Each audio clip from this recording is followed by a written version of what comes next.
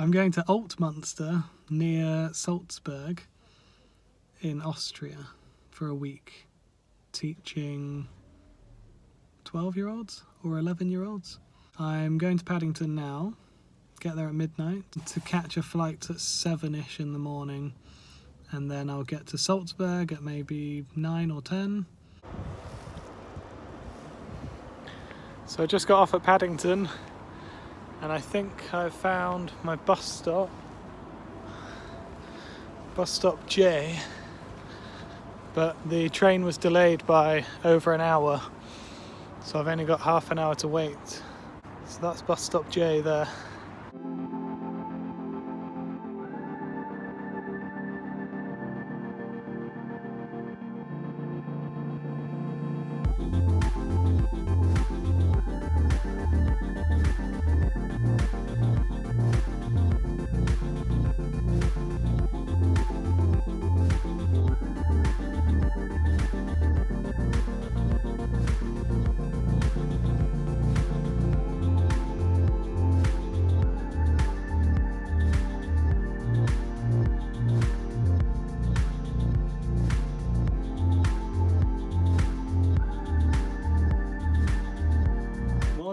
First proper day in Austria.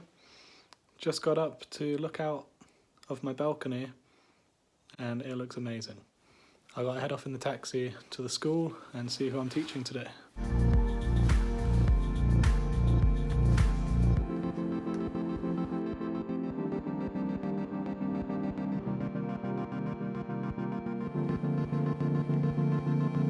So I've just finished day 2 at this school this week.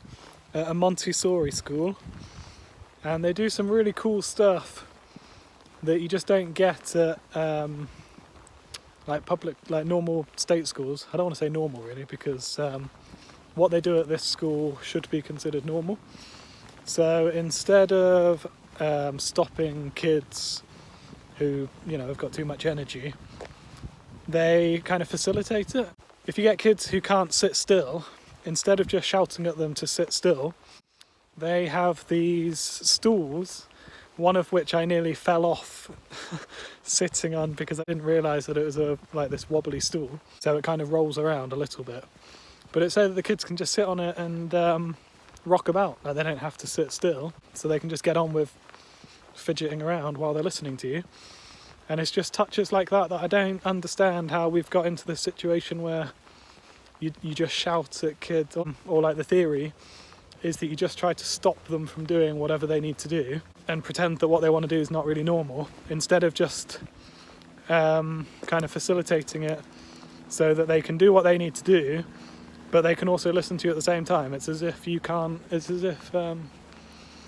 people can't listen without sort of overtly looking like they're giving you their whole attention by sitting still.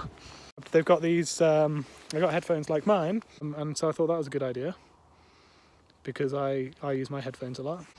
But it's just stuff like that. I also heard that, I didn't see them, but I heard that in some classes they have static bikes. Oh no, it might have been at a different school, someone was telling me about it.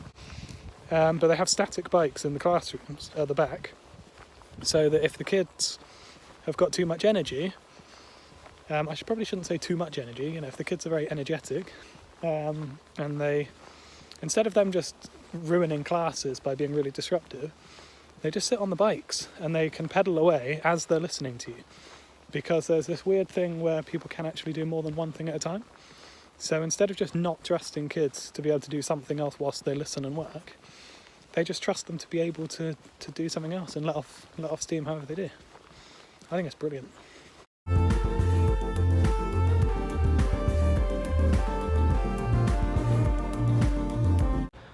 Just finished day 3 at the school, and it was pretty good again. The kids are so nice. It's such a weird setup, because before we went there, the note said that they were like so-called special kids, like loads of them were special kids, but they didn't really tell us what any of their special needs were. And if they hadn't told me, I'm not entirely convinced that I would have known. Like, there's maybe 1 or 2 who sort of stand out and make it obvious. It's really nice environment. I don't understand why more schools haven't cultivated this environment. But anyway, I'm off to get some lunch and then walk up. I'm not getting a taxi today, I'm going to walk up back to the hotel. And just check out this mountain here again. I'm so in love with this mountain. You just walk past it all the time, see it from the hotel, I see it from the school. Just the whole town revolves around this mountain and it looks so good.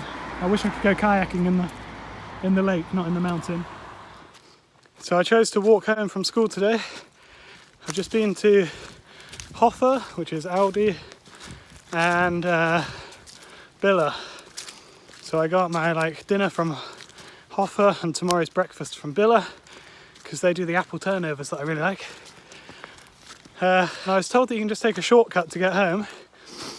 So I got to the bit on the map where it said to walk around basically the route that you drive, but there was a path to just head straight up. But the problem is I'm not exactly dressed for it, shoe-wise. It is really steep, but it's also kind of a really nice walk. So I'm struggling to complain. This has worked out to be a bit more rugged than I was expecting. But there's a really nice lake just down there, which sounds really nice, although I can't hear it when I'm not filming because I'm listening to my audiobook. So I'm going to see if this actually gets to where it's meant to go. I'm slightly worried that it just comes to a dead end. That'll be really embarrassing and really annoying. So I've run out of track and I'm just walking straight up that. There's no path for it, but I like to think that the blue sky that I can see at the end somehow just levels off. So I'll head straight up there and find out. I'm sort of taking a bit of a rest, actually, is the real reason why I'm filming this, because I'm really exhausted. So I'm trying to take a bit of a breather and then I'll carry on. So that worked out quite well. It was really hard getting up there because every step was into this really mushy leaves, and I kept nearly falling over. But I've popped out on this track right in front of my best friend, my new best friend. That mountain there, that's the one that I can see more clearly from my guest house. And I think I may be where I was yesterday, which means that I'm quite close. But I need to have another look at the map. There it is. I can actually just cut across, which I was hoping to do. So I'm pretty much home. It was meant to be an hour and a half, and so far it's been just under an hour.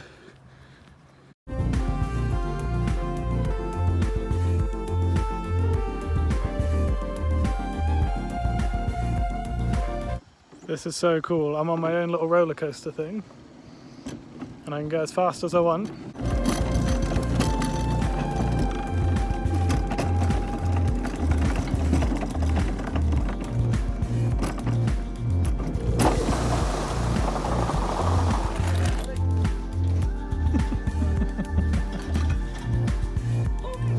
So we just went up in a cable car to the top of this hill thing, and then found this, what we thought was a roller coaster, but it's actually a kind of toboggan thing that you control yourself. Went down to the bottom, and then this guy attaches you back on and it just scoots you back up to the top. Never done something like this before. Really good fun.